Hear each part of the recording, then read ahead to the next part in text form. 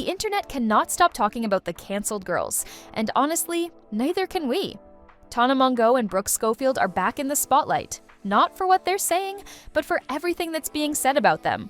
The speculation is out of control, with people convinced they hate each other behind the scenes. Brianna Chickenfry has weighed in. Brooke has clapped back. And oh honey, that's just the start. From fan drama to racist tweet controversies, surprise engagements, and hints of possible breakups with besties, the canceled podcast isn't just ending, it's combusting. Let's start with the fallout that kicked it all off. A few weeks ago, Tana and Brooke had fans freaking out that the canceled podcast might be done for good. Tana quickly clarified that the podcast would run through the end of the year until their contract wraps up.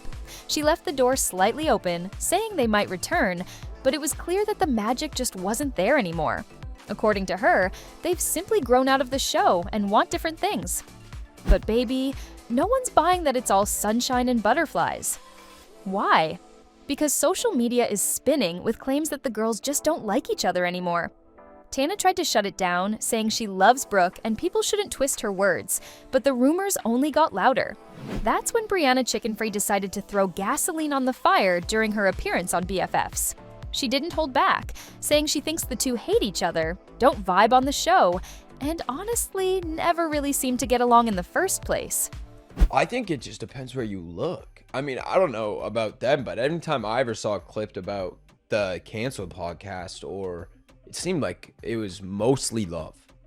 Well, I think they genuinely do hate each other. Like, they don't seem like they actually like each other outside of they don't even seem like they like each other on the podcast. Brooke wasn't having it. She clapped back with a simple but pointed tweet saying, "Have different opinions equals loathe each other entirely." Noted. But the internet kept going. Fans dug into every clip of the podcast, every side glance, every awkward laugh, and suddenly the canceled archives were evidence of a brewing feud. Some said Brooke became inauthentic over time, constantly trying to one-up Tana's stories instead of just letting them breathe. Others think Tana is being super graceful about the whole thing, while Brooke is struggling to keep up. One comment read, "Tana's new era is going to be amazing. Brooke could never be that graceful if the roles were reversed." And woo, that was brutal. But this goes beyond just a little bit of tea. Brooke has been getting absolutely dragged online. She posted a TikTok talking about needing to step away from work because the hate was making her want to quit everything. She shared examples of comments saying things like, "Can we please get her off the podcast? I hate her so much." Someone even wrote, "Go do TikTok shop with the millions Tana got you. No one knows you without her." And Brooke, being Brooke, responded with a video on vacation and said straight up, "First of all, I'm completely bothered. This video is about flexing my wealth." We love a brutally honest queen, but the hate hasn't just been coming from random comment sections. On a recent episode of Jeff FM, the shade was heavy. Someone said the podcast ending was probably for the best, claiming Tana could do it better solo. When asked what he didn't like about Brooke, one guest said, "She's racist," and that she was dating someone controversial. Whether it was a joke or not, it was clear that even her peers were starting to distance themselves. Talk about some drama. That canceled podcast is finally over. Ryan, what are your thoughts? How are you going to go on with your life? How will you live? How will you survive? I don't know. I think Tana will probably continue the show by herself, and it'll be a lot better. What? Bro, damn. What? That was a why is it brutally, I guess, truthfully honest answer from you. Why is it over? Brooke, come on. What don't you like about Brooke? I don't know. She's a racist. Yeah. So, what about that engagement? Yes, in the middle of all this chaos, Brooke announced that she's engaged. Fans had already clocked her wearing a ring, and people were guessing she was just manifesting. But nope, it was the real deal. She posted photos with her now fiancé Miles and captioned them "Engagement Moon," and the congratulations started pouring in. Well, kind of. Alongside the well wishes came another wave of backlash. People haven't forgotten the drama surrounding Miles when they first got together, with allegations that he previously dated someone much younger.